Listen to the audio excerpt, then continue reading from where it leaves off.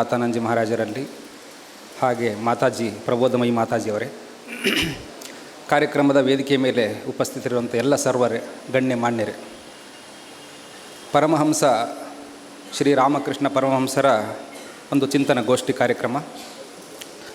ವೇದಿಕೆಯ ಮುಂಭಾಗದಲ್ಲಿರುವಂಥ ಎಲ್ಲ ಪರಮ ಪೂಜ್ಯ ಮಹಾಸ್ವಾಮೀಜಿಗಳಲ್ಲಿ, ಭಕ್ತರಲ್ಲಿ, ವಿಶೇಷವಾಗಿ ಈ ಒಂದು ಗೋಷ್ಠಿಯಲ್ಲಿ ಉಪಸ್ಥಿತರಿರುವಂಥ ಸರ್ವ ಆಧ್ಯಾತ್ಮಿಕ ಬಂಧುಗಳೇ,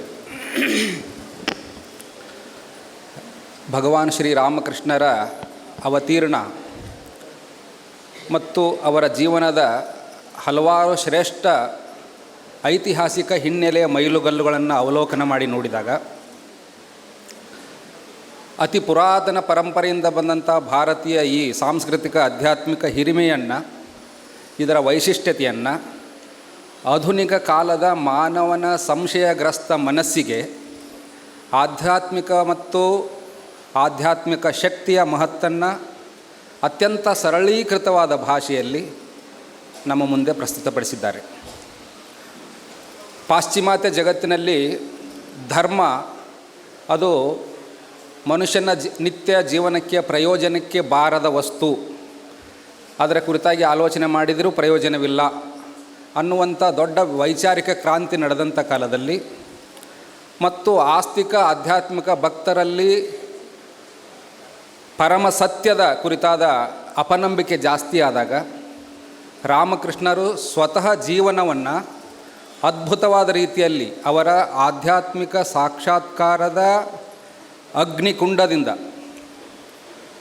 ದ್ರಷ್ಟಾರರಾಗಿ ಸಾಧನೆಯ ಶಿಖರವನ್ನೇರಿ ಆಧ್ಯಾತ್ಮಿಕ ಅನುಭೂತಿಯನ್ನು ಪಡೆದು ಜಗತ್ತಿನ ಈ ಮನುಷ್ಯ ಜೀವನದ ಸ್ಥಿತಿಗತಿ, ಭಗವಂತನ ಅಸ್ತಿತ್ವದ ಒಂದು ಮೇಲೆ ನಮ್ಮ ಎಲ್ಲರ ಬಲವಾದ ನಂಬಿಕೆ ಹೇಗಿರಬೇಕು ಅನ್ನುವಂಥ ವಿಷಯವಾಗಿ ಅವರು ಅಂತರಂಗದ ಅನುಭೂತಿಯ ಆಧಾರದ ಮೇಲೆ ಹಲವಾರು ಶ್ರೇಷ್ಠ ಚಿಂತನೆಗಳನ್ನು ಇತ್ತಿದ್ದಾರೆ.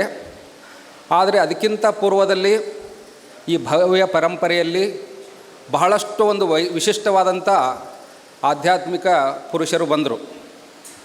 ಆದರೆ ರಾಮಕೃಷ್ಣ ಪರಮಹಂಸರ ಅವತೀರ್ಣ ಪ್ರತಿಯೊಬ್ಬ ಸಾಮಾನ್ಯ ಮಾನವನ ಮನಸ್ಸಿಗೂ ಅಲೌಕಿಕ ಆಧ್ಯಾತ್ಮಿಕ ಶಕ್ತಿಯ ಸಂಸ್ಪರ್ಶದಿಂದ ಹೇಗೆ ಅದ್ಭುತವಾದ ಪರಿಣಾಮ ಮೂಡಿ ಬರಬಹುದು ಅನ್ನೋದನ್ನು ತೋರಿಸಿಕೊಡೋದಕ್ಕಾಗಿ ಬಂದರು. ರಾಮಕೃಷ್ಣ ಪರಮಹಂಸರ ಜೀವನವನ್ನು ನೀವು ಅವಲೋಕನ ಮಾಡಿ ನೋಡಿದರೆ, ಅವರು ಬೋಧನೆ, ಚಿಂತನೆ, ಉಪದೇಶ ಈ ಶೈಲಿಯಲ್ಲಿ ಏನೂ ಮಾತಾಡಲಿಲ್ಲ, ಎಲ್ಲಿಯೂ ಬಂದಿಲ್ಲ. ಆದರೆ ಅವರು ಬಾಯಿಂದ ಹೊರಹೊಮ್ಮಿದ್ದು ಅಲೌಕಿಕವಾದಂಥ ಅತೀಂದ್ರಿಯ ಮಹಾಶಕ್ತಿಯ ಕುರಿತಾದಂಥ ಅಲೌಕಿಕವಾದ ವಿಚಾರಗಳೇ, ಚಿಂತನೆಗಳೇ. ಆದರೆ ಅವರು ಅವುಗಳನ್ನು ಆಡು ಭಾಷೆಯಲ್ಲಿ ಸರಳವಾಗಿ ಸಾಮಾನ್ಯರಿಗೂ ಅರ್ಥ ಆಗುವ ನಿತ್ಯ ಉಪಮೇಯಗಳ ಮೂಲಕ ನಮ್ಮ ಮುಂದೆ ತಿಳಿಸಿಕೊಟ್ಟಿದ್ದಾರೆ. ಆದರೆ ಅವರ ಅವತೀರ್ಣದ ವೈಶಿಷ್ಟ್ಯತೆ ಏನಂತ ಹೇಳಿದರೆ, ಅವರು ರಾಮಕೃಷ್ಣ ಪರಮಹಂಸರ ಬಗ್ಗೆ ಸ್ವಾಮಿ ವಿವೇಕಾನಂದರು ಹೇಳ್ತಾರೆ, ಸಂಸ್ಕಾರಗಳಿಂದ ಸಂಪೂರ್ಣ ಮುಕ್ತವಾದಂಥ ಈ ಋಷಿಯ ಹೃದಯದಲ್ಲಿ ಶಾಸ್ತ್ರಜ್ಞಾನ ಹೇಗೆ ಪ್ರಕಟಗೊಳ್ಳುತ್ತೆ, ಶಾಸ್ತ್ರ ಚಿಂತನೆ,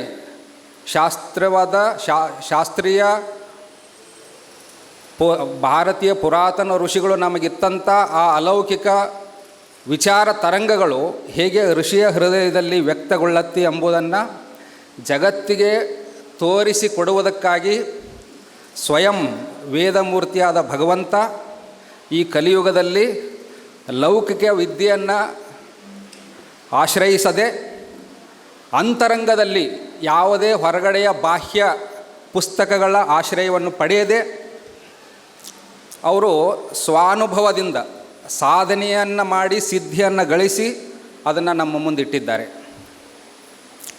ಅದರ ಕುರಿತಾಗಿ ಬಹಳ ಅದ್ಭುತವಾದಂಥ ಚಿಂತನೆಗಳನ್ನು ರಾಮಕೃಷ್ಣರು ಯಾರು, ಅವರ ಚಿಂತನೆಯ ಕುರಿತಾಗಿ ನಾವು ಆಲೋಚನೆ ಮಾಡುವುದಕ್ಕಿಂತ ಮೊದಲು ಅವರು ಯಾವ ವ್ಯಕ್ತಿ, ಅವರ ವ್ಯಕ್ತಿತ್ವದ ವಿರಾಟ್ ಸ್ವರೂಪ ಎಂಥದ್ದು, ಅದು ಸಾಮಾನ್ಯರಿಗೆ ಅವರು ನೋಡುವುದಕ್ಕೆ ಅತ್ಯಂತ ಸರಳ ಸಾಮಾನ್ಯ ಒಬ್ಬ ವ್ಯಕ್ತಿಯ ರೂಪದಲ್ಲಿ ಅವರು ನಮ್ಮ ಕಣ್ಣಿಗೆ ಕಾಣ್ತಾರೆ. ಅದರಲ್ಲಿ ಏನು ಅವರ ರೂಪದಲ್ಲಿ ಯಾವುದೇ ವಿಶೇಷತೆ ಇಲ್ಲ, ಅತ್ಯಂತ ಸರಳ ರೂಪ. ಆದರೆ ಮಹರ್ಷಿಗಳು, ದ್ರಷ್ಟಾರರು, ಯೋಗಿಗಳು ಅವರನ್ನು ಕಂಡವರು ಅವರ ಕುರಿತಾಗಿ ಹೇಳಿದ 4-6 ವಾಕ್ಯಗಳನ್ನು ನಾವು ಕೇಳಿಸಿಕೊಂಡಾಗ ಅವರ ರಾಮಕೃಷ್ಣರ ವ್ಯಕ್ತಿತ್ವದ ಚಿತ್ರಣ ನಮ್ಮ ಮುಂದೆ ವಿರಾಟವಾಗಿ ಕಾಣುತ್ತೆ, ಅದ್ಭುತವಾಗಿ ಕಾಣುತ್ತೆ. ಕವಿ ರವೀಂದ್ರನಾಥ್ ಟ್ಯಾಗೋರ್, ಹಾಗೆ ಮ್ಯಾಕ್ಸ್ ಮುಲ್ಲರ್, ಹಾಗೆ ಅವ್ರ ಕಾಲದಲ್ಲಿ ಅವರ ಸಂಪರ್ಕಕ್ಕೆ ಬಂದಂಥ ಗೌರಿ ಪಂಡಿತ ಪದ್ಮಲೋಚನ ಇವರೆಲ್ಲ ಏನು ಕಂಡರು ರಾಮಕೃಷ್ಣರ ಹತ್ರ? ಅವರು ಉಪದೇಶ ಅಂಥೇಳಿ ಇಡಿಯಾದ ವಾಕ್ಯಗಳನ್ನು, ಇದು ನನ್ನ ಉಪದೇಶ, ಇದನ್ನು ನೀವು ಸ್ವೀಕರಿಸಿ, ಇದರಿಂದ ನೀವು ಉದ್ಧಾರ ಆಗ್ತೀರಿ, ಈ ವಾಕ್ಯದಲ್ಲಿ ಈ ದಾಟಿಯಲ್ಲಿ ಬೋಧನೆ ಮಾಡಲಿಲ್ಲ. What was Sri Ramakrishna? ಈ ರಾಮಕೃಷ್ಣ ಪರಮಹಂಸರು ಯಾರು? ಅವರು ಯಾರು ಅನ್ನೋದನ್ನು ಅರವಿಂದ್ ಘೋಷ್ ಹೇಳ್ತಾರೆ. What was Sri Ramakrishna? Who is this Sri Ramakrishna? ಈ ರಾಮಕೃಷ್ಣರು ಯಾರು? God manifest in a human being. ಭಗವಂತ ಮನುಷ್ಯನ ರೂಪದಲ್ಲಿ ಅವತರಿಸಿ ಬಂದಿದ್ದಾನೆ. But behind there is a god in his infinite impersonality and his universal personality.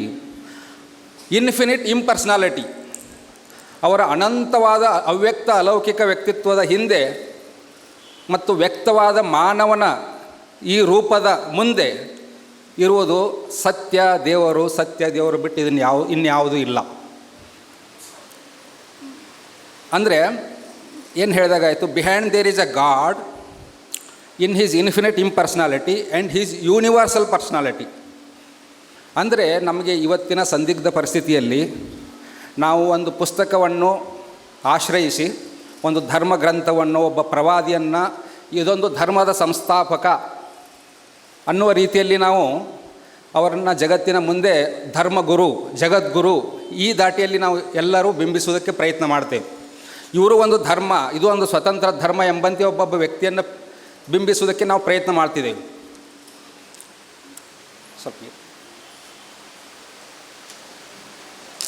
ದಲ್ಲಿ ನಾವು ನೋಡಿದಾಗ Ramakrishna Paramahamsa is a perfect combination of god and man. ಮಾನವ ಮತ್ತು ದೇವರ ಎರಡರ ಸಮಾಗಮ. ಈಗ ದೇವರನ್ನು ನಾವು ಪ್ರತ್ಯೇಕವಾಗಿ ನೋಡ್ತೇವೆ, ಮನುಷ್ಯನನ್ನೇ ಪ್ರತ್ಯೇಕವಾಗಿ ನೋಡ್ತೇವೆ. ಮನುಷ್ಯನನ್ನು ದೇವರಲ್ಲಿ ನೋಡೋದು, ದೇವರ ದೈವತ್ವದಲ್ಲಿ ಮಾನವತೆಯನ್ನು ಕಾಣೋದು ಅಂತ ಒಂದಷ್ಟು ವಿಷಯ ಇದೆ. ಸ್ವಾಮಿ ವಿವೇಕಾನಂದರು ಹೇಳ್ತಾರೆ, ವೇದಮೂರ್ತಿಯಾದ ಭಗವಂತ ಇಷ್ಟು ಸರ್ವ ಸುಲಭದಲ್ಲಿ ಸಾಮಾನ್ಯ ರೂಪದಲ್ಲಿ ಲೌಕಿಕ ವಿದ್ಯೆಯನ್ನು ಕಡೆಗಣಿಸಿ ಬರೀ ಅಂತರಂಗದ ಅನುಭೂತಿಯಿಂದ ಜಗತ್ತಿಗೆ ಒಂದು ಸಂದೇಶವನ್ನು ಕೊಡೋದಕ್ಕೆ ಬಂದಿದ್ದಾನೆ. ಅದೇ ಶ್ರೀರಾಮಕೃಷ್ಣರ ಚಿಂತನೆಗಳು. ರಾಮಕೃಷ್ಣರು ಹೇಳ್ತಾರೆ, ಇವುಗಳನ್ನು ಜಗನ್ಮಾತೆ ನನಗೆ ಹಿಂದೆ ತಳ್ಳಿ ಕೊಡ್ತಾ ಇದ್ದಾಳೆ. ಹೇಗೆ ರೈತರು ದವಸ ಧಾನ್ಯಗಳನ್ನು ಅಳೆಯುವಾಗ ಅಳಿಯೋರು ಅಳಿತಿರ್ತಾರೆ, ಹಿಂದಿನಿಂದ ತಳ್ಳಿಕೊಡ್ತಾ ಇರ್ತಾರೆ. ಹಾಗೆ ಜಗನ್ಮಾತೆ ನನಗೆ ಈ ವಿಷಯಗಳನ್ನು ಹಿಂದಿನಿಂದ ತಳ್ಳಿಕೊಡ್ತಾ ಇದ್ದಾಳೆ. ನಾನು ಅನ್ನುವಂಥ ನಾನತ್ವ ಇಲ್ಲ, ಅಲ್ಲಿ ಬೋಧಕ ಭಾವ ಇಲ್ಲ, ಅಲ್ಲಿ connected with all absolute divinity. ಆ ಪೂರ್ಣ ಸತ್ಯದಿಂದ ಆ ಸತ್ಯದ ನೆಲೆಯಲ್ಲಿ ಮಾತನಾಡುವುದು. ಈಗ ಒಂದು ಉದಾಹರಣೆ ಹೇಳೋದಾದರೆ, ನಾವು ಈ ವೇದಿಕೆಯಲ್ಲಿದ್ದೇವೆ. ಈಗ ನಮ್ಮ ದೃಷ್ಟಿ ಈ ವೇದಿಕೆಯನ್ನು, ಈ ಸಭಾಭವನವನ್ನು ಮೀರಿ ಹೊರಗೆ ಹೋಗಲಾರದು. ಆದರೆ ಹೊರಗೆ ನಿಂತು ನೋಡಿದಾಗ ನಮಗೆ 4-6 ರಸ್ತೆಗಳು ಕಾಣುತ್ತೆ. ಇನ್ನೂ ಎತ್ತರದಿಂದ ನೋಡಿದಾಗ ನಮಗೆ ಅರ್ಧ ಈ ಶಿವನಗರ ಕಾಣುತ್ತೆ. ಇನ್ನೂ ಎತ್ತರಕ್ಕೆ ಮೇಲಿಂದ ನೋಡಿದಾಗ ನಮಗೆ ಧಾರವಾಡ ಮತ್ತು ಹುಬ್ಬಳ್ಳಿಯ ಮಹಾನಗರಗಳು ಕಾಣ್ತವೆ. ಎತ್ತರಕ್ಕೆ ಹೋದಂತೆ ನಮಗೆ ಅಖಂಡ ಭೂಮಂಡಲದ ಒಂದು ಸ್ಪಷ್ಟ ಚಿತ್ರಣ ಕಾಣುತ್ತೆ. ಇಲ್ಲಿ ರಾಮಕೃಷ್ಣರ ಈ ದೈವತ್ವ ಅನ್ನೋದು ಅವರ Ramakrishna, who is this Shri Ramakrishna ಅನ್ನುವಾಗ ಅರವಿಂದ್ ಘೋಷ್ ಹೇಳ್ತಾರೆ, ಯಾವ ರೀತಿ ಆಧಾರದಲ್ಲಿ ಹೇಳ್ತಾರೆ ಅಂದರೆ, who is this Shri Ramakrishna? What was Shri Ramakrishna? Behind there is a god in his infinite impersonality and his universal personality. ಅವರಿಂದ ಅದು ಸತ್ಯವನ್ನು, ದೈವತ್ವದ ನೆಲೆಯ ಆಧಾರದ ಮೇಲೆ ಅವರು ಆ ನೆಲೆಯಲ್ಲಿ ಅಬ್ಸಲ್ಯೂಟ್ ಸತ್ಯದಲ್ಲಿ ಮುಳುಗಿ ಅದೇ ಅವರಾಗಿ ಆ ವಿಷಯಗಳನ್ನು ಪ್ರಕಟಪಡಿಸಿದರು. ಈಗ ಉದಾಹರಣೆಗೆ ನಮ್ಮ ಶಾಸ್ತ್ರ ಗ್ರಂಥಗಳಲ್ಲಿ ಎಲ್ಲಿ ಹುಡುಕಿದರೂ ಜ್ಞಾನದ ವಿಚಾರಗಳನ್ನು ನಾವು ಹುಡುಕಿ ತೆಗೆದಾಗ ಕೇವಲ 2-3% ಜ್ಞಾನದ ವಿಷಯಗಳು ನಮಗೆ ಸಿಗ್ಬೋದು. ಸಮಸ್ತ ವೇದರಾಶಿಗಳನ್ನು ಹಿಂಡಿ ಅದನ್ನು ಬಟ್ಟಿ ಇಳಿಸಿದರೆ 2-3% ಇಲ್ಲಿ ವೈಚಾರಿಕ ಮತ್ತು ಬೋಧನೆಗಳು ಮತ್ತು ಜೀವನದ ತಿರುಳು ಸಂದೇಶ ಸಿಗ್ಬೋದು. ಮಿಕ್ಕಿದ್ದೆಲ್ಲ ಕತೆ, ಉಪಕತೆ, ವ್ಯಾಖ್ಯಾನ, ಉಪಾಖ್ಯಾನ. ಆದರೆ ಶ್ರೀರಾಮಕೃಷ್ಣರ ಬಾಯಿಂದ ಬಂದದ್ದೆಲ್ಲ ವೇದವಾಕ್ಯವೇ. ಬೃಂದೆ ಅನ್ನುವ ಹತ್ತಿರ, ಆ ವ್ಯಕ್ತಿ ಹತ್ತಿರ ಮಾಸ್ಟರ್ ಮಹಾಶಯ ಫಸ್ಟ್ ಟೈಮ್ ಹೋದಾಗ ಇವ್ರಿಗೆ ಏನು ಪುಸ್ತಕ ಓದಿದಾರ ಇವರು ಅಂತ ಕೇಳಿದಾಗ, ಪುಸ್ತಕಗಳ ಎಲ್ಲ ಇವ್ರ ಬಾಯಲ್ಲೇ. ಅವರೆಂದು ಪುಸ್ತಕ ಓದಿಲ್ಲ, ಆದರೆ ಪುಸ್ತಕಗಳೆಲ್ಲ ಅವ್ರ ಬಾಯಲ್ಲೇ. ಇದೆಂಥ ನೋಡಿ, ಎಂಥ ಒಂದು ಅದ್ಭುತ ಚಮತ್ಕಾರದ ನುಡಿ. ಅವರೆಂದೂ ಪುಸ್ತಕ ಓದಿಲ್ಲ, ಆದರೆ ಪುಸ್ತಕಗಳೆಲ್ಲ ಅವ್ರ ಬಾಯಲ್ಲೇ. ಅಂದರೆ ಇಲ್ಲಿವರೆಗೂ ನಾವು ಶ್ರೇಷ್ಠ ಚಿಂತನೆಗಳು ಅನ್ನೋದು ಕೇವಲ ಪುಸ್ತಕದಿಂದ ಮನುಷ್ಯ ಪಡೆದುಕೊಳ್ಳಬಹುದು ಅನ್ನೋ ಭ್ರಮಾತ್ಮಕ ಲೋಕದಲ್ಲಿದ್ದಾಗ ಮತ್ತು ಭಗವಂತನ ಅಸ್ತಿತ್ವದ ಕುರಿತಾಗಿ ನಮಗೆ ಸಂದೇಹ ಬಂದಾಗ. ಆದರೆ ಅಂತರಂಗದ ಅನುಭೂತಿಯ ಆಧಾರದಲ್ಲಿ ರಾಮಕೃಷ್ಣರು ನಮಗೆ ಯಾವ ವಿಷಯವನ್ನು ಕೊಟ್ಟರು ಅಂತ ಹೇಳಿದರೆ, ಅದನ್ನು ಮ್ಯಾಕ್ಸ್ ಮುಲ್ಲರ್ ಮತ್ತು ರೋಮೆನ್ ರೋಲ್ಯಾಂಡ್ ಭಾಳ ಚೆನ್ನಾಗಿ ಹೇಳ್ತಾರೆ. I look upon Swami Vivekananda as a fire of spiritual energy and Shri Ramakrishna Paramahamsa as a flower of love. They both radiate God and life eternal. The greater genius is Vivekananda, no doubt. Ramakrishna Paramahamsa is above genius. ಆಮೇಲೆ ಅಂದರೆ above genius and above genius ಈ ಪದ ಬಳಕೆಯನ್ನು ಮಾಡಿದ್ದಾರೆ ಪಾಶ್ಚಾತ್ಯ ಚಿಂತಕ. ಯಾರ ಕುರಿತಾಗಿ? ರಾಮಕೃಷ್ಣ ವಿವೇಕಾನಂದರ ಕುರಿತಾಗಿ. ಅಂದರೆ ಇಲ್ಲಿ ಯಾವುದೇ ಅಜೆಂಡಗಳಿಲ್ಲದೆ, ಯಾವುದೇ ಹಿಡನ್ ಅಜೆಂಡಗಳನ್ನು ಸಮಾಜದ ಮೇಲೆ ಅಥವಾ ಇನ್ನೊಬ್ಬರ ಮೇಲೆ ಹೇರದೆ, ಕೇವಲ ತಾತ್ವಿಕ ಆಧ್ಯಾತ್ಮಿಕ ಜಗತ್ತಿನ ಹಿನ್ನೆಲೆಯಲ್ಲಿ ರಾಮಕೃಷ್ಣರ ವಿರಾಟ್ ವ್ಯಕ್ತಿತ್ವದ ಮಹತ್ವ ಎಷ್ಟು ದೊಡ್ಡದು ಅನ್ನೋದನ್ನು ಅವ್ರು ಹೇಳಿದ್ದಾರೆ. ಯಾವುದೇ ಒಂದು ಧರ್ಮವನ್ನು ಅವರು ಸಂಸ್ಥಾಪನೆ ಮಾಡಲಿಲ್ಲ, ಯಾವುದೇ ಒಂದು ಮತವನ್ನು ಪುಷ್ಟೀಕರಿಸಲಿಲ್ಲ, ಬೆಂಬಲಿಸಲಿಲ್ಲ. ಆದರೆ ಸತ್ಯವನ್ನು ಅವರು ಯಾವಾಗಲೂ ಕೈ ಬಿಡಲಿಲ್ಲ ಅನ್ನುವಂಥದ್ದು. I can see very tangibly realised all the spiritual states in recorded in the scriptures read by me ಅಂತ ಗೌರಿ ಪಂಡಿತ, ಮಹಾಪಂಡಿತ ಹೇಳ್ತಾನೆ. ನಾನು ಎಲ್ಲ ಶಾಸ್ತ್ರ ಗ್ರಂಥಗಳನ್ನು ಅರೆದು ಕುಡಿದಿದ್ದೇನೆ. ಐ ಸಿ ಟ್ಯಾಂಜಿಬಲಿ ರಿಯಲೈಸ್ಡ್ ಇನ್ ನೀವು. ನಿಮ್ಮಲ್ಲಿ ಅದ್ಭುತವಾಗಿ ಅವು ಪ್ರಕಟಗೊಳ್ತಾ ಇದ್ದಾವೆ, ರಿಯಲೈಸ್ ಆಗಿದ್ದಾವೆ. All the high status recorded in the scriptures read by me. ಶಾಸ್ತ್ರ ಗ್ರಂಥಗಳಲ್ಲಿ ಉಲ್ಲೇಖಿಸಲ್ಪಟ್ಟಿರುವಂಥ ಎಲ್ಲ ಆಧ್ಯಾತ್ಮಿಕ ಮನೋಭೂಮಿಕೆಯ ಉನ್ನತ ಅವಸ್ಥೆಗಳೆಲ್ಲವೂ ನಿಮ್ಮಲ್ಲಿ ವ್ಯಕ್ತಗೊಂಡಿದ್ದಾವೆ. ಅವು I see divine power and its manifestation in you ಅಂತ ಇನ್ನೊಬ್ಬ ಪಂಡಿತ ಪದ್ಮಲೋಚನ್ ಹೇಳ್ತಾನೆ. ನಾನು ನಿಮ್ಮಲ್ಲಿ ಆಧ್ಯಾತ್ಮಿಕ ಶಕ್ತಿಯ ವೈಭವವನ್ನು, ಅದರ ಮತ್ತು ಪ್ರಕಟತೆಯನ್ನು ಕಾಣ್ತಾ ಇದ್ದೇನೆ. ಅದನ್ನು ಬಿಟ್ಟರೆ ಬೇರೆ ಏನು ನೀವು ವ್ಯಕ್ತಿಯಾಗಿ ಕಾಣ್ತಾ ಇಲ್ಲ, ನಮಗೆ ಆಧ್ಯಾತ್ಮಿಕ ಶಕ್ತಿಯಾಗಿ ಕಾಣ್ತಾ ಇದ್ದೀರಿ ಅನ್ನುವಂಥ ಆಲೋಚನೆಗಳನ್ನು ಈ ಚಿಂತಕರು ಹೇಳ್ತಾ ಇದ್ದಾರೆ. ಅಂದರೆ ಇದರ ಆಧಾರದ ಮೇಲೆ ಏನು ಹೇಳ್ಬೋದು ಅಂದರೆ, ರಾಮಕೃಷ್ಣರ ಬಾಯಿಂದ ಬಂದಂಥ ಒಂದೊಂದು ವಾಕ್ಯವೂ ಕೂಡ ಅದು ಭಗವಾನ್ ವಾಚ್ ಅಂತ ಶ್ರೀಕೃಷ್ಣ ಪರಮಾತ್ಮ ಗೀತೆಯನ್ನು ಕೊಟ್ಟರನ್ನು ಹೇಗೋ, ರಾಮಕೃಷ್ಣ ವಾಚ್ ಅಲ್ಲ, ರಾಮಕೃಷ್ಣ ನಾಮದ ಅಲೌಕಿಕ ಅವ್ಯಕ್ತ ಪರಬ್ರಹ್ಮ ಶಕ್ತಿಯ ಚಿಂತನೆಗಳನ್ನೇ ನಮ್ಮ ಮುಂದೆ ಅವರು ಇಟ್ಟಿದ್ದಾರೆ ಅನ್ನುವಂಥ ವಾಕ್ಯವನ್ನು ಹೇಳ್ತಾ ಇದ್ದೇನೆ. ಅಂದರೆ ರಾಮಕೃಷ್ಣರ ಅವತೀರ್ಣದ ಉದ್ದೇಶ ಪ್ರತಿಯೊಬ್ಬರಲ್ಲಿಯೂ ಜಿಡ್ಡುಗಟ್ಟಿದ ಈ ಧರ್ಮದ ಹಲವಾರು ಆಚರಣೆಗಳನ್ನು ಮಾಡ್ತಾ ಇದ್ದೇವೆ. ನಾವು ಗೊತ್ತಿಲ್ಲದೆ ನಮ್ಮ ಜೀವನದಲ್ಲಿ ಸಾಕಷ್ಟು ವಿಚಾರಗಳನ್ನು ನಾವು ಆ್ಯಕ್ಟಿವಿಟೀಸನ್ನು ಮಾಡ್ತಾನೇ ಇರ್ತೇವೆ. ಆದರೆ ನಮ್ಮ ಜೀವನದಲ್ಲಿ ಪ್ರಗತಿ ಅನ್ನೋದು ಕಾಣೋದಿಲ್ಲ. ಪ್ರಗತಿ ರಹಿತವಾಗಿ ಜೀವನವನ್ನು books are infinite in number, where is time to read all those things. ಪುಸ್ತಕಗಳು ಸಾಕಷ್ಟಿದ್ದಾವೆ. ಅವೆಲ್ಲ ಪುಸ್ತಕಗಳನ್ನು ಓದಿ ಒಂದೊಂದು ಪುಸ್ತಕ ಓದಿದಾಗೂ ಒಂದೊಂದು ವಿಚಾರದ ಪ್ರಭಾವಕ್ಕೆ ಒಳಗಾದಾಗೂ ಇದೇ ಸತ್ಯ, ಇನ್ಯಾವುದು ಇದನ್ನು ಮೀರಿದ್ದಿಲ್ಲ ಅನ್ನುವ ಭ್ರಮೆಗೆ ಒಳಗಾಗಿಬಿಡ್ತೇವೆ ನಾವು. ಆದರೆ ಈ ಎಲ್ಲ ಭ್ರಮೆಗಳನ್ನು ಹೊಡೆದೋಡಿಸುವಂಥ ರಾಮಕೃಷ್ಣರ ಅಲೌಕಿಕ ವಿಚಾರಗಳು ಎಲ್ಲ ವಿಷಯಗಳನ್ನು ಪುಷ್ಟೀಕರಿಸ್ತಾರೆ. ಯಾವುದನ್ನು ನಿಂದಿಸೋದಿಲ್ಲ, ಯಾವುದನ್ನು ತುಷ್ಟೀಕರಿಸುವುದಿಲ್ಲ, ಮತ್ತು ಯಾವುದೂ ಕೂಡ ಇದಕ್ಕಿಂತ ಶ್ರೇಷ್ಠ ಅನ್ನೋ ಭಾವದಿಂದ ಅವರು ಆ ರೀತಿಯಲ್ಲಿ ಹೇಳಿಲ್ಲ. ಎಲ್ಲವನ್ನು ಉದಾರವಾದ ಸ್ಥಿತಿಯಿಂದ ಅದರದೇ ಸ್ಥಾನದಲ್ಲಿ ಅದರದ ಶ್ರೇಷ್ಠತೆಯನ್ನು ನಮಗೆ ಮನಗಾಣಿಸುವಂಥ ಪ್ರಯತ್ನ ಮಾಡ್ತಾರೆ. ಒಬ್ಬೊಬ್ಬರು ಒಂದೊಂದು ವಿಷಯವಾಗಿ ಹೇಳ್ಬೋದು, ಆದರೆ ಎಲ್ಲವೂ ಸತ್ಯ. ಜಗನ್ಮಾತೆಯ ಈ ಅಲೌಕಿಕವಾದ ಆಧ್ಯಾತ್ಮಿಕ ಭಂಡಾರದಲ್ಲಿ ಮುತ್ತು ರತ್ನಗಳು ಸಾಕಷ್ಟು ಹೇರಳವಾಗಿ ಬಿದ್ದಿದ್ದಾವೆ. ಅವುಗಳನ್ನ ಪಡ್ಕೋಬೇಕು, ಅನುಭವಿಸಬೇಕು ಅಂತ. ಈ ದೃಷ್ಟಿಯಲ್ಲಿ ರಾಮಕೃಷ್ಣರ ಜೀವನ ಅಲೌಕಿಕವಾದದ್ದು. ಅವರ ಜೀವನದ ಘಟನಾವಳಿಗಳನ್ನು ನೀವು ನೋಡ್ತಾ ಹೋದರೆ ವಚನ ವೇದದಲ್ಲಿ ಅವರು ವಿದ್ಯಾಸಾಗರನೊಂದಿಗೆ ಸಂಭಾಷಣೆ, ಕೇಶವಚಂದ್ರ ಸೇನ್ನೊಂದಿಗೆ ಸಂಭಾಷಣೆ, ಮುಕ್ತಿಯನ್ನು ಪಡೆಯುವುದು, ಸಾಕಾರ ನಿರಾಕಾರ, ಅವ್ಯಕ್ತ ವ್ಯಕ್ತ ಪರಬ್ರಹ್ಮ, ಕಾಳಿ ಮತ್ತು ಈ ಪರಬ್ರಹ್ಮ ಒಂದೊಂದು ವಿಷಯವಾಗಿ ಅವರು ಸ್ಪಷ್ಟವಾಗಿ ನಮ್ಮ ಮುಂದೆ ನಿಖರವಾಗಿ ಇಡುವುದನ್ನು ನಾವು ನೋಡಿದಾಗ ಹಲವಾರು ವರ್ಷಗಳು ನಿರಂತರವಾಗಿ ಶಾಸ್ತ್ರ ಗ್ರಂಥಗಳನ್ನು ಅಧ್ಯಯನ ಮಾಡಿದರೂ ಕೂಡ ಸುಲಭವಾಗಿ ಗ್ರಹಿಸುವುದಕ್ಕೆ ಸಾಧ್ಯವಾಗದಿರುವಂಥ ವಿಷಯಗಳನ್ನು ರಾಮಕೃಷ್ಣ ಪರಮಹಂಸರು ಆಡು ಭಾಷೆಯಲ್ಲಿ ಸಾಮಾನ್ಯ ಸುಲಭ ಸಂಭಾಷಣಾರು ಶೈಲಿಯಲ್ಲಿ ಅವರು ವ್ಯಕ್ತಗೊಳಿಸಿದ್ದಾರೆ. ಅದನ್ನೇ ರಾಷ್ಟ್ರಕವಿ ಕುವೆಂಪು ಅವರ ಭಾಷೆಯಲ್ಲಿ ಹೇಳಿದ್ದಾರೆ. ಈ ವಚನ ವೇದದ ಮಹತ್ವವನ್ನು ಅವರು ಬಹಳ ಚೆನ್ನಾಗಿ ಸ್ಪಷ್ಟವಾಗಿ ನಮ್ಮ ಮುಂದೆ ಹಿಡಿದಿಟ್ಟಿದ್ದಾರೆ. ವಚನ ವೇದ, ಆ ವಚನ ವೇದ ಅಂತ ಹೆಸರಿಡೋದಕ್ಕೆ ಕಾರಣ ರಾಷ್ಟ್ರಕವಿ ಕುವೆಂಪು ಅವರೇ. ಆ ವೇದ ಅಂತ ಹೆಸರಿಟ್ಟರು ಅದಕ್ಕೆ. ವಚನ ವೇದ ನಮ್ಮ ಈ ಕನ್ನಡ ನಾಡಿನಲ್ಲಿ ಬಸವಾದಿ ಪ್ರಮಥ ಶರಣರು ವಚನಗಳನ್ನು ಕೊಟ್ಟಿದ್ದಾರೆ.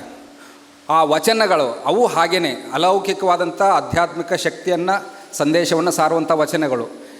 ವಚನ ವೇದ, ವೇದ ಅಂದರೆ ಜ್ಞಾನ ಅಷ್ಟೇ. ಆ ಜ್ಞಾನ ಯಾವುದು? ಸಂಕುಚಿತವಾದ ಸೀಮಿತವಾದ ನಮ್ಮದೇ ಒಂದು ಗುಂಪಿಗೆ ಸಂಬಂಧಪಟ್ಟ ಜ್ಞಾನವಲ್ಲ. ಈ ಜಗತ್ತು ಯಾವ ಶಕ್ತಿಯಿಂದ ನಿರಂತರವಾಗಿ ಚಲನಶೀಲವಾಗಿದೆಯೋ ಆ ಮಹಾತತ್ವವನ್ನು, ಶಕ್ತಿಯನ್ನು ಪರಿಚಯ ಮಾಡುವಂಥ ವಚನಗಳು, ಅದು ಜ್ಞಾನ. ಆ ರೀತಿಯಾದಂಥ ವಾಕ್ಯಗಳನ್ನು ಹೇಳ್ತಾರೆ.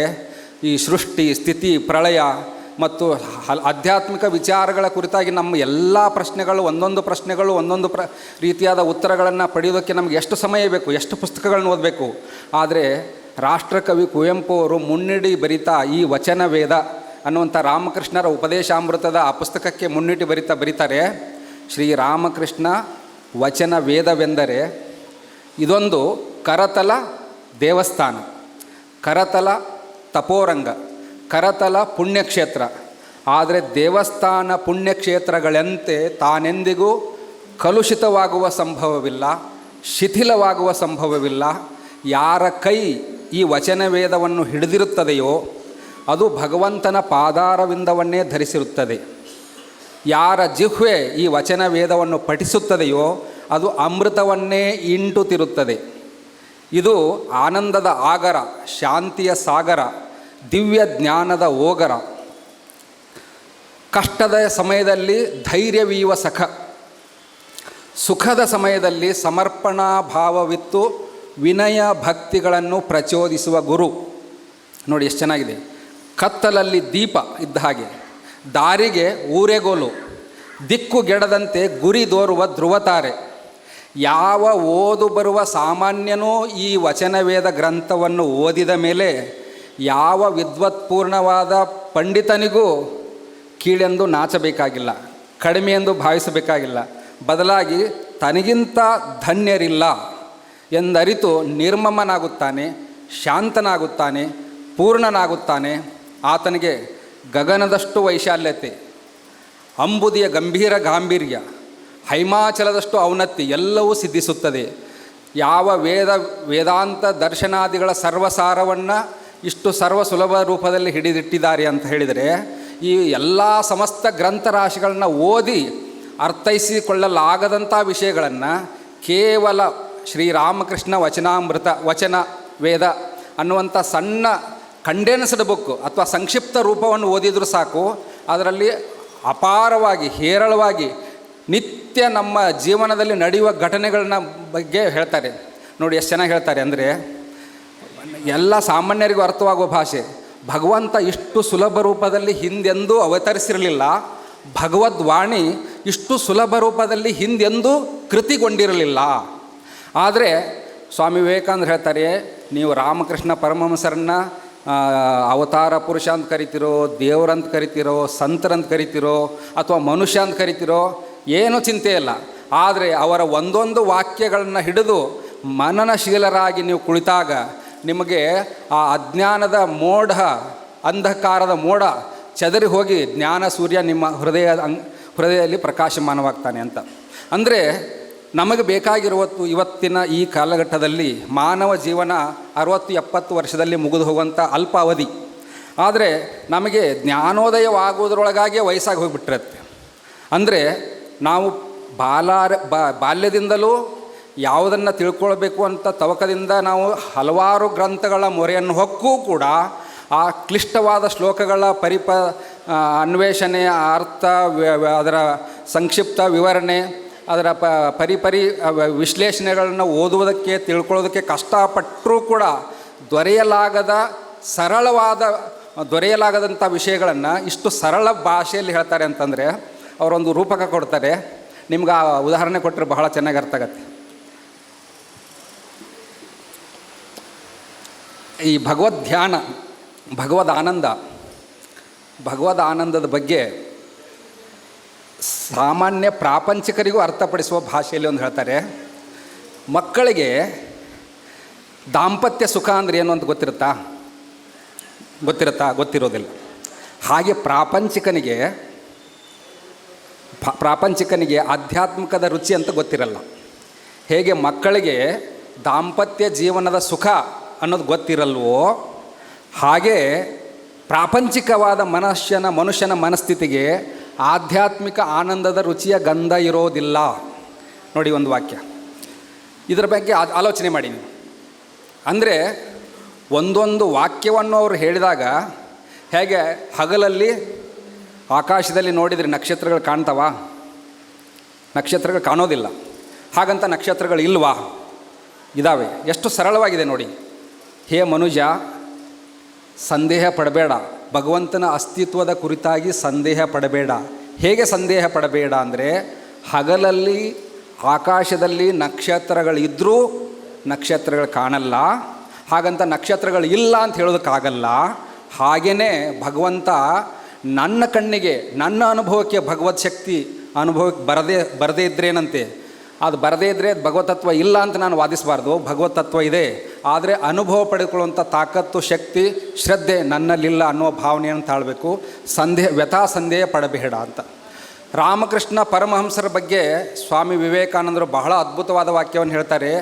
ಹಿಂದೆ ಹಲವಾರು ವ್ಯಕ್ತಿಗಳು ಶ್ರೇಷ್ಠವಾದ ಆಧ್ಯಾತ್ಮಿಕ ವಿಚಾರಗಳನ್ನು ಬೋಧನೆ ಮಾಡುವುದರಲ್ಲಿ ಏಕಪಕ್ಷೀಯವಾಗಿದ್ದರು, ಅಥವಾ ಸ್ವಂತ ಅವ್ರದ್ದೇ ಆದಂಥ ಒಂದೇ ಆಲೋಚನೆಗಳನ್ನು ಅಲ್ಲಿ ಪ್ರತಿಪಾದನೆ ಮಾಡ್ತಿದ್ರು. ಆದರೆ ಕರುಣಾಮಯ ಭಗವಂತನಾದ ಶ್ರೀರಾಮಕೃಷ್ಣ ಪರಮಹಂಸರು ಈ ಅವತಾರದಲ್ಲಿ ಸಮಾಜದ ಸರ್ವಾಂಗೀಣ ಅಭಿವೃದ್ಧಿಗೆ ಬೇಕಾಗುವಂಥ, ಸರ್ವರ ಕಲ್ಯಾಣಕ್ಕೂ ಅನುಕೂಲವಾಗುವಂಥ ವಿಷಯಗಳನ್ನು ಅವರವರದೇ ಆಡು ಭಾಷೆಯಲ್ಲಿ ಸಾಮಾನ್ಯ ದೃಷ್ಟಾಂತಗಳ ಮೂಲಕ ತಿಳಿಯಪಡಿಸಿ ಕೊಟ್ಟಿದ್ದಾರೆ. ಬಹಳ ಅದ್ಭುತವಾದಂಥ ವಿಚಾರಗಳು. ಒಂದಾದ ಮೇಲೆ ನೀವು ಒಂದೊಂದರ ಮೇಲೆ ನೀವು ಶ್ರೀರಾಮಕೃಷ್ಣ ವಚನ ವೇದವನ್ನು ಇಟ್ಕೊಂಡು ದಿನಂಪ್ರತಿ ಒಂದೊಂದೇ ಘಟನೆ, ಒಂದೊಂದೇ ಬೋಧನೆ ಅದರ ಕುರಿತಾಗಿ ನೀವು ಆಲೋಚನೆ ಮಾಡ್ತಾ ಬಂದರೆ ಆಧ್ಯಾತ್ಮಿಕತೆ ಅನ್ನೋದು ಇಷ್ಟು ಸರ್ವಸುಲಭ ರೂಪದಲ್ಲಿ ಭಗವಂತ ನಮಗೆ ಕೈಗೆ ಕೊಟ್ಟಿದ್ದಾನೆ. ಈ ವಚನ ವೇದದ ಚಿಂತನೆ, ವಚನ ವೇದ ಅನ್ನುವಂಥ ಈ ಗ್ರಂಥದ ಮೂಲಕ ಅಂತ. ಹೇಗೆ ರಾಷ್ಟ್ರಕವಿ ಕುವೆಂಪು ಅವರು ಅದ್ಭುತವಾದ ರೀತಿಯಲ್ಲಿ ಈ ವೇದದ ಕುರಿತಾಗಿ ಮುನ್ನುಡಿಯನ್ನು ನಿಮ್ಮ ಮುಂದೆ ಅವರು ಹೇಗೆ ಹೇಳಿದ್ದಾರೆ ಅನ್ನೋದು ನಾನು ನಿಮ್ಮ ಮುಂದೆ ತೋರಿಸಿದೆ. ಅಂದರೆ ರಾಮಕೃಷ್ಣ ಪರಮಹಂಸರ ಜೀವನ ಸಂದೇಶ, ಬೋಧನೆಗಳನ್ನು ನಾವು ನೋಡ್ತಾ ಹೋದರೆ ಅದು ಬೋಧನೆಗಳು, ಚಿಂತನೆಗಳು ಅಂತ ನಿಮ್ಮ ಗಮನಕ್ಕೆ ಬರಲ್ಲ. ಆದರೆ ನೀವು ಅದನ್ನು ಓದ್ತಾ ಹೋದಂತೆ ನಮ್ಮ ಅಂತರಂಗದಲ್ಲಿರುವಂಥ ಹಲವಾರು ವಕ್ರತೆಗಳು, ಹಲವಾರು ಸಂದೇಹಗಳು ತಾನೇ ಕಡಿಮೆಯಾಗಿ ಅಲೌಕಿಕ ಆನಂದದ ಅದ್ಭುತವಾದಂಥ ಅನುಭೂತಿಯ ಉಗಮವಾಗತ್ತೆ. ಆಗ ಯಾವ ವಿದ್ವತ್ಪೂರ್ಣವಾದ ಪಂಡಿತನಿಗೂ ಕೀಳೆಂದು ನಾಚಬೇಕಾಗಿಲ್ಲ. ಯಾವ ವೇದಾಂತ ದರ್ಶನಾದಿಗಳ ಸರ್ವಸಾರವನ್ನೇ ಇಷ್ಟು ಸುಲಭ ರೂಪದಲ್ಲಿ ಭಗವಂತ ನಮಗೆ ಕರುಣಿಸಿಕೊಟ್ಟಿದ್ದಾನೆ. ಆದ್ದರಿಂದ ವಚನವೇದದ ಗ್ರಂಥವನ್ನು ಅಧ್ಯಯನ ಮಾಡುವಂಥ ಪ್ರಯತ್ನ ಪಡಿ. ಅಲ್ಲಿ ಸಾಕಷ್ಟು ಇಂಥ ಉದಾಹರಣೆಗಳನ್ನು ಕೊಟ್ಟಿದ್ದಾರೆ. ಹೇಗೆ ಭಕ್ತಿಯನ್ನು ಬೆಳೆಸ್ಕೋಬೇಕು, ಹೇಗೆ ಶ್ರದ್ಧೆಯನ್ನು ಉಳಿಸ್ಕೋಬೇಕು, ಮಗುವಿನಂಥ ಶ್ರದ್ಧೆ ಇರಬೇಕು, ಅಗಾಧವಾದ ಭಕ್ತಿ ಇರಬೇಕು. ಜ್ಞಾನ ಅಂದರೆ ಯಾವುದು, ಮಾಯಾ ಆವರಣ ಅಂದರೆ ಏನು, ಮಾಯೆ, ಭ್ರಮೆ, ಆನೆನೂ ಭಗವಂತ, ಮಾವತನೂ ಭಗವಂತ. ಈ ವಿಷಯವಾಗಿ ಸ್ವಾಮಿ ವಿವೇಕಾನಂದರು 3 ದಿನ ವ್ಯಾಖ್ಯಾನ ಮಾಡಿದ್ರಂತೆ. ಒಂದು ಸಣ್ಣ ದೃಷ್ಟಾಂತ ಬರುತ್ತೆ. ಆನೆ ಮತ್ತು ಮಾವುತ. ಮದಿಸಿದ ಆನೆ ಎಲ್ಲ ಕಡೆ ಓಡಾಡ್ತಾ ಇದ್ದಾಗ ಒಬ್ಬ ಇದು ಭಗವಂತನ ರೂಪವೇ ಅಂತ ಅಲ್ಲೇ ನಿಂತ್ಕೊಂಡಿದ್ದರಿಂದ ಅವನನ್ನು ಎತ್ತಿ ಬಿಸಾಕಿ ಆ ಕಡೆ ಹೋಯ್ತಂತೆ. ಆಮೇಲೆ ಕೇಳಿದಾಗ ಉಪದೇಶವನ್ನು ಅಪಾರ್ಥ ಮಾಡ್ಕೊಂಡಿದ್ದವನು ಆನೆಯಲ್ಲಿ ದೇವರಿದ್ದಾನೆ ಅಂತ ಅಲ್ಲೇ ನಿಂತ್ಕೊಂಡ್ಬಿಟ್ಟಿದ್ದ. ಆದರೆ ಆ ಮಾವುತ ಮೇಲಿದ್ದವನು ದೂರ ಸರಿ ಅನ್ನೋದನ್ನು ಕೇಳಿಸ್ಕೊಳ್ಳಿಲ್ಲ. ಹಾಗೆ ಅರ್ಧಂಬರ್ಧ ಎಷ್ಟು ಬೇಕು ಅಷ್ಟನ್ನೇ ಕೇಳಿಸ್ಕೊಂಡ್ರೆ ಆಗುವಂಥ ಅಪಾಯ. ಮತ್ತು ಆನೆ ಮಾವುತ ಈ ದೃಷ್ಟಾಂತದ ಮೇಲೆ ವಿವೇಕಾನಂದರು 3 ದಿನಗಳ ವ್ಯಾಖ್ಯಾನ ಮಾಡಿ ಆದಮೇಲೆ ಇನ್ನೂ ವ್ಯಾಖ್ಯಾನದ ಪೀಠಿಕೆನೇ ಮುಗಿದಿಲ್ಲ. ಇದು ಎಲ್ಲ ಸಮಸ್ತ ವೇದ ಗ್ರಂಥಗಳ ಎಲ್ಲ ಜ್ಞಾನ ನಿಧಿಗಳನ್ನು ಇದರಲ್ಲಿ ಈ ಒಂದು ಸಣ್ಣ ಉಪಮೆ ಮೂಲಕ ನಮಗೆ ರಾಮಕೃಷ್ಣ ಪರಮಹಂಸರು ಕೊಟ್ಟಿದ್ದಾರೆ. ದೃಷ್ಟಾಂತ ಕಥೆಗಳು ಬಹಳ ಅದ್ಭುತವಾದ, ಹೇಗೆ ನಮ್ಮ ಮನುಷ್ಯನ ಜಿಪುಣತೆ, ವಕ್ರತೆ, ನಮ್ಮ ಸಂದೇಹ, ನಮ್ಮ ಸಂಶಯಗಳು, ನಮ್ಮ ಮನಸ್ಸಿನಲ್ಲಿರುವ ಮೌಢ್ಯತೆಯನ್ನು ಹೊಡೆದೋಡಿಸುವಂಥ ಹಲವಾರು ಶ್ರೇಷ್ಠ ಚಿಂತನೆಗಳನ್ನು ವಚನವೇದದಲ್ಲಿ ಇಟ್ಟಿದ್ದಾರೆ. ಈ ಹಲಸಿನನ್ನು ಬಿಡಿಸಬೇಕಾದ್ರೆ ಭಕ್ತಿ ಅನ್ನುವಂಥ ಎಣ್ಣೆಯನ್ನು ಸಮರ್ಕೊಂಡು ಕೈಗೆ ಸ್ವಲ್ಪ ಸ್ಪರ್ಶಿಸಿ ಅದರಿಂದ ಹಲಸಿನ ತೊಳೆಯನ್ನು ಬಿಡಿಸಿದರೆ ಅಂಟೋದಿಲ್ಲ. ಹಾಗೆ ಒಂದು ನಿಸ್ಪೃಹ ಭಾವದಿಂದ ಈ ಪ್ರಪಂಚದಲ್ಲಿ ಬದುಕಬೇಕು ಅನ್ನೋದನ್ನು ಸ್ವಾಮಿ ವಿವೇಕಾನಂದರು ರಾಮಕೃಷ್ಣ ಪರಮಹಂಸರು ಹೇಳ್ತಾರೆ. ನಾನು ಮೊದಲು ಯೋಚನೆ ಮಾಡ್ತಾಯಿದ್ದೆ, ಸ್ವಾಮಿ ವಿವೇಕಾನಂದರು complete works of Swami Vivekananda ಪುಸ್ತಕದಲ್ಲಿ ಹೇಳಿರುವಂಥ ಎಲ್ಲ ವಿಚಾರಗಳು ಕೂಡ ಅವ್ರದ್ದೇ ಸ್ವಂತದ್ದೇನೋ ಅಂದ್ಕೊಂಡ್ಬಿಟ್ಟಿದ್ದೆ ನಾನು. ಆದರೆ ಅವೆಲ್ಲವೂ ಸೂಕ್ಷ್ಮ ರೂಪದಲ್ಲಿ ವಚನವೇದ ಗ್ರಂಥದಲ್ಲಿ ಅದಾಗಲೇ ಅಡಗಿರುವಂಥದ್ದನ್ನೇ ಅವರು ಸ್ವಾಮಿ ವಿವೇಕಾನಂದರ ಉಪನ್ಯಾಸಗಳ ಮೂಲಕ ಅವುಗಳನ್ನು ವಿಸ್ತಾರವಾಗಿ ಬೇರೆ ಬೇರೆ ಸಂದರ್ಭದಲ್ಲಿ ಬೇರೆ ಬೇರೆ ರೀತಿಯಲ್ಲಿ ಅದಕ್ಕೆ ಉಪನ್ಯಾಸದ ಮೂಲಕ ಅವುಗಳನ್ನು ವ್ಯಕ್ತಗೊಳಿಸಿದ್ದಾರೆ ಅಂತ ಗೊತ್ತಾಯಿತು. ಆ ಹುಲಿ ಮತ್ತು ಕುರಿ ಕತೆ ಅದನ್ನು ವಿವೇಕಾನಂದರು ಹೇಳಿದ ಕತೆ ಅಂತ ಅಂದ್ಕೊಂಡ್ಬಿಟ್ಟಿದ್ದೆ ಎಷ್ಟೋ ವರ್ಷಗಳ ಕಾಲ. ಆಮೇಲೆ ಅದು ವಚನವೇದದಲ್ಲೇ ರಾಮಕೃಷ್ಣರ ಬಾಯಿಂದನೇ ವಿವೇಕಾನಂದರು ಕೇಳಿದ್ದಾರೆ ಅಂತ ಗೊತ್ತಾದ ಮೇಲೆ ಪ್ರತಿಯೊಂದು ವಿವೇಕಾನಂದರಿಂದ ಹೊರಹೊಮ್ಮಿದಂಥ ಎಲ್ಲ ಶಕ್ತಿ ಸಂದೇಶದ ಚಿಂತನೆಗಳು ಏನೆಲ್ಲ ಇದ್ದಾವೋ ಅದಕ್ಕೆ ಆಧಾರಭೂತವಾಗಿ ರಾಮಕೃಷ್ಣ ವಚನವೇದ ಅನ್ನುವಂಥ ಈ ಗ್ರಂಥ ಅಲ್ಲಿ ನಮಗೆ ಅದರ ಮೂಲ ನೆಲೆ ಅಲ್ಲೇ ಎಲ್ಲ ಸಿಗತ್ತೆ. ಅದೇ ರತ್ನಗಳನ್ನು ಮುತ್ತು ರತ್ನಗಳನ್ನು ಹಿಡಿದಿಟ್ಟಿರುವಂಥ ಅದ್ಭುತವಾದ ಅಗಾಧದ ಜ್ಞಾನದ ನಿಧಿಯ ಸಾಗರ ಅಂತ ಗೊತ್ತಾಗತ್ತೆ. ಅಂದರೆ ಅಲ್ಪ ಆಯುಷ್ಯ ಮನುಷ್ಯನಂದು, ಸಂದೇಹ ಮನಸ್ಥಿತಿ, ಸೀಮಿತ ಶಕ್ತಿ, ಅನ್ನಗತ ಪ್ರಾಣ, ಬುದ್ಧಿಶಕ್ತಿ ಕಡಿಮೆ, ದೈಹಿಕ ಸ್ಥಿರತೆ ಕಡಿಮೆ, ಇಂಥ ಸಂದರ್ಭದಲ್ಲಿ ಮಾನವನಿಗೆ ಸಮಯವನ್ನು ವ್ಯರ್ಥಗೊಳಿಸಿಕೊಳ್ಳದೆ ನೇರವಾಗಿ ಆಧ್ಯಾತ್ಮಿಕ ಆನಂದದ ಅನುಭೂತಿಯನ್ನು ಪಡೆಯುವುದಕ್ಕೆ ಸಾಧಕನಿಗಿರುವಂಥ ಅದ್ಭುತವಾದಂಥ ಆಕರ ಗ್ರಂಥ ಶ್ರೀರಾಮಕೃಷ್ಣ ವಚನವೇದ. ಅದನ್ನು ಆಶ್ರಯಿಸುವುದಾದರೆ ಅದನ್ನು ಓದುವುದರಿಂದ ಎಲ್ಲವನ್ನು ಓದಿದಂಥ ಎಲ್ಲ ಗ್ರಂಥಗಳನ್ನು, ಆದರೆ ಸ್ವಾಮಿ ವಿವೇಕಾನಂದರಾಗಲಿ ರಾಮಕೃಷ್ಣ ಪರಮಹಂಸರಾಗಲಿ ಅದು ಯಾವುದು ಕೂಡ ನಾನೇ ಹೇಳಿದ್ದು, ಇದು ನಂದೇ ಉಪದೇಶ, ಇದಕ್ಕೆ ಆಥರ್ಶಿಪ್ ನಂದೇ ಅನ್ನೋ ರೀತಿಯಲ್ಲಿ ಅವರು ಎಂದೂ ಹೇಳಿಲ್ಲ. ಅದರ ಅರ್ಥ ಏನಂದರೆ ಎಲ್ಲ ಚಿಂತನೆಗಳನ್ನು ಅವರು ಬಹಳಷ್ಟು ಸಾಧಕರಿಂದ ಕೇಳಿ ತಿಳಿದು ಹೇಗೆ ಒಂದು ಕಡೆ ಸಂಗ್ರಹಿಸಿದರೆ ಯಾವುದಾಗತ್ತೋ ಆ ರೀತಿಯಾದ ಚಿಂತನೆಗಳನ್ನ ರಾಮಕೃಷ್ಣ ಪರಮಹಂಸರು ವಚನವೇದದಲ್ಲಿ ಆ ದಕ್ಷಿಣೇಶ್ವರಕ್ಕೆ ಬರ್ತಂಥ ಸಾಧು ಸನ್ಯಾಸಿಗಳ ಜೊತೆ ಸಂಭಾಷಣೆ ಮಾಡ್ತಾಯಿದ್ರು. ಸಾಧಕರ ಜೊತೆಗೆ ಅವರು ಸಂಭಾಷಣೆ ಮಾಡ್ತಾ ಸಂವಾದ ಮಾಡ್ತಾ ಅವ್ರ ಜೊತೆಗೆ ಸಾಕಷ್ಟು ವಿಷಯಗಳನ್ನು ತಿಳ್ಕೊಂಡಿದ್ದರು. ಆಮೇಲೆ ಸ್ವತಃ ಅನುಭವದಿಂದ ಅವರು ಸಾಕಷ್ಟು ವಿಚಾರಗಳನ್ನು ತಮ್ಮ ಜೀವನದಲ್ಲಿ ಸಾಕ್ಷಾತ್ಕರಿಸಿಕೊಂಡಿದ್ದರು. ಆ ಎಲ್ಲ ವಿಷಯಗಳನ್ನು ವಚನವೇದ ಪುಸ್ತಕದಲ್ಲಿ ಸಂಗ್ರಹದಲ್ಲಿ ಇಡಲಾಗಿದೆ. ಈ ಎಲ್ಲ ನನ್ನ ಸಮಯ ಮುಗಿತಾ ಬಂದಿದೆ. ಈ ಎಲ್ಲ ವಿಷಯಗಳನ್ನು ರಾಮಕೃಷ್ಣ ಚಿಂತನೆಗಳು ಅನ್ನುವಂಥ ಚಿಂತನೆಗಳನ್ನು ಒಂದೊಂದಾಗಿ ಹೇಳ್ತಾ ಹೋದರೆ ಸಾಕಷ್ಟು ಸಮಯ ಹೇಳ್ಬೋದು.